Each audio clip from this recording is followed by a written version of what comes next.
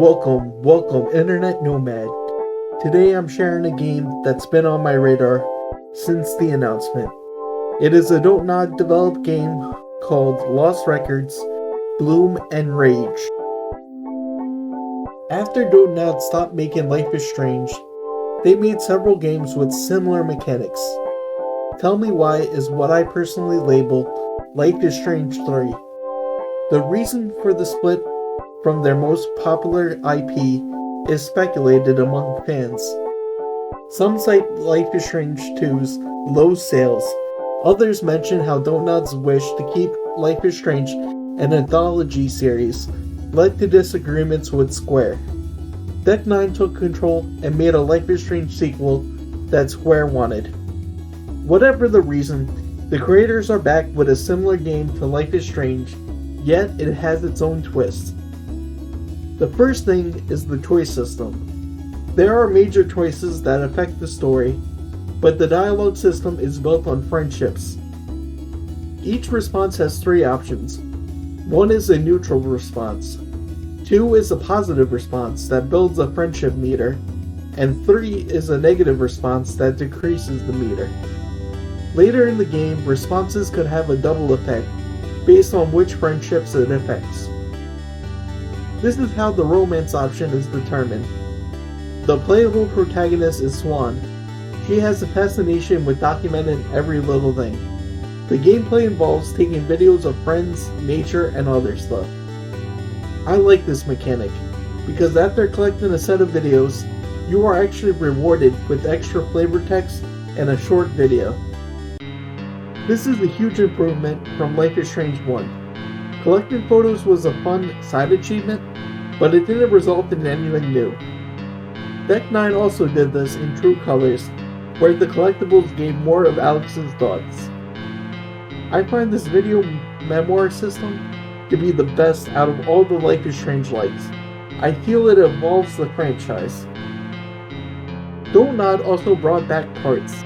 The original Life is Strange series before True Colors was episodic.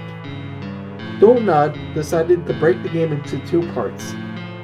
Here is a snippet from a Eurogamer article about the decision to make the game 2 parts. The creator states, "I noticed that I'm not invested as much in Netflix shows.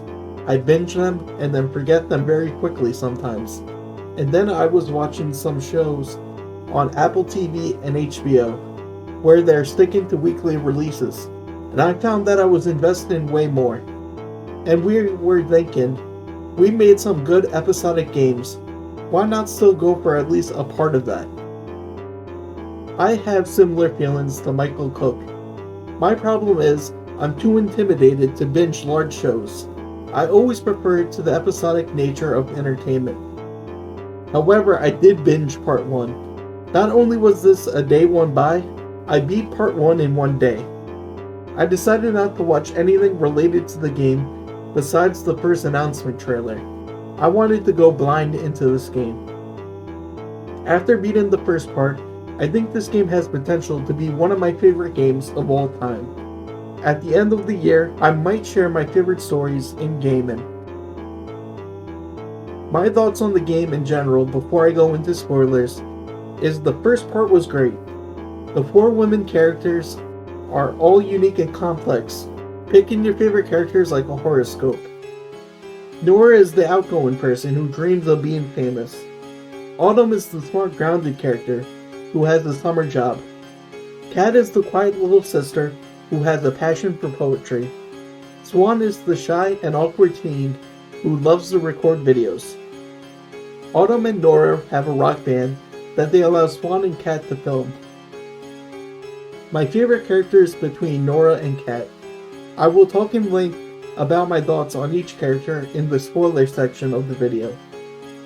I find the year 2022 to be so powerful as the setting for the 27 years later portion. The characters talk about the pandemic and how this is the first time going out in a few years.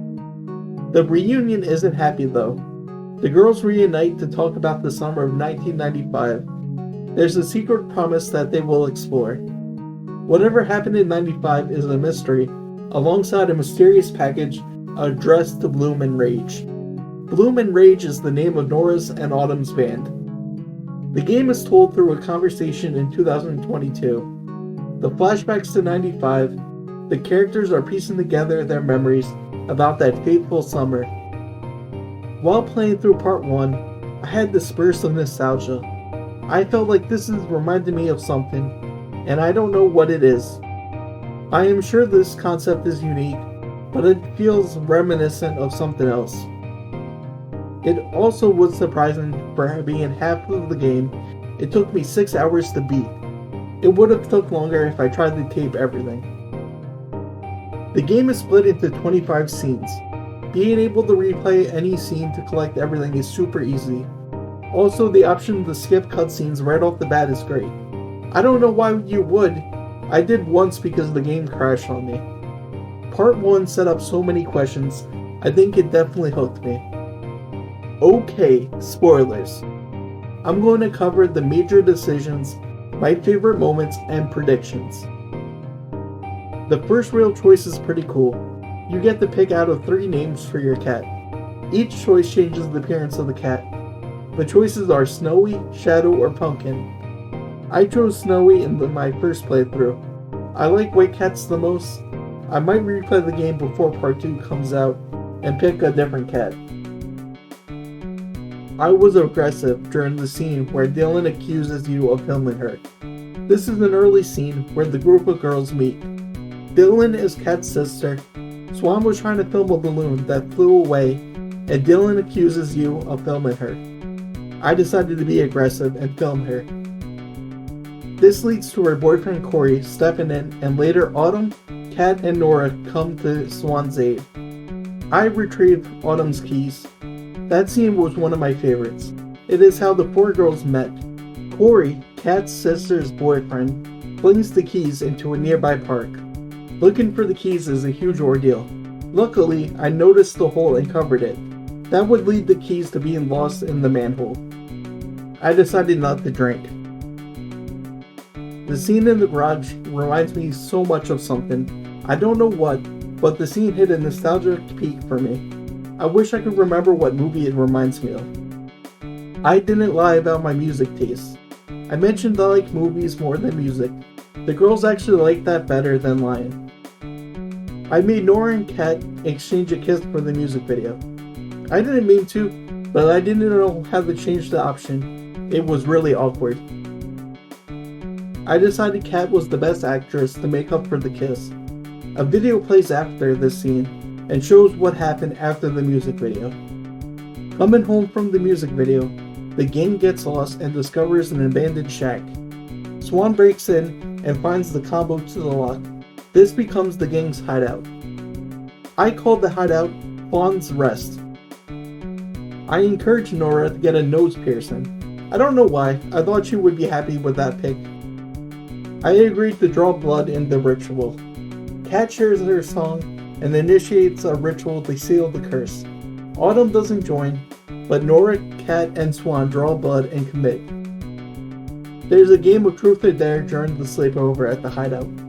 I went through with Bloody Mary in the outhouse next to the hideout. I decided the song that Kat wrote was about justice. After truth and dare, Kat leaves in the middle of the night. Swan finds her in the woods. A huge abyss is where they did the ritual. The rest of the group joins, and everyone but Autumn makes a wish with the trade for the abyss. Nora wants to be famous. Kat wants vengeance from those who harm. Swan wants strength.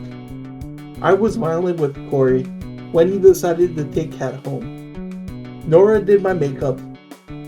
I found the code to the padlock behind the bar. This is set up for the band's first concert. It doesn't go right. I took the blame for playing in the concert. The game ends with Kat revealed to have leukemia. So my relationship stats surprised me. The relationships in the past are as follows. Nora has something more listed, the highest. Kat is my best friend forever, and Autumn is a new friend. In the present, Autumn is listed as reacquainted, while Nora is a former friend. Predictions. The package is the real big mystery. I wonder if Kat is the one behind the box. Maybe it includes some of her writings in that notebook. In Truth or Dare, Kat is there to share from her diary. Swan regrets making her do that. It seems Kat might die from her cancer. She is the only member of the four not in the reunion during part 1. I hope this game doesn't get too dark. I hope in part 2, they focus on making the rest of the summer super memorable for Kat, knowing her condition. Who sent the box is the biggest mystery. I wonder if it was Corey or Dylan. The contents must reveal something bad. The Abyss is a great reveal. Are the wishes coming true? Will Autumn make a wish? So I'm going to talk in detail about my favorite characters. Nora is the fun one, always up for anything. Swan and Nora almost kiss in my playthrough. I have the highest friendship rating with her. She ends up becoming famous, but not for music. She's a fashion influencer with her own clothing line. Really sweet to see this game staying up to date with the real world. The character shares photos and talk about their adult life. Nora and Autumn have kids. Swan is writing a horror novel that is a psychological thriller. Autumn is a social worker. She is constantly flooded with texts and calls throughout the game. Even though she's off the clock, she has to respond to her boss. The game has these scenes where Swan asks her friends questions about themselves. These vignettes show the personality of each character. Most of them are awkward at first, then they share details about their life. Kat is the one I connect with the most. It would be sad to never see how she turns out. I used to be a moody teen writer too. I wish my poetry and projects would pan out. Kat has her secrets and is constantly pushed out of her comfort zone. Autumn is nice, but she's my least favorite character. She's just too balanced. She's a good person and tries to make the world better. I know she is the best person out of the group, but I don't vibe with her as much. Swan is the playable character, so her choices are mine. I like her as a protagonist. I wonder why the game doesn't show her face the entire time during the present day sections.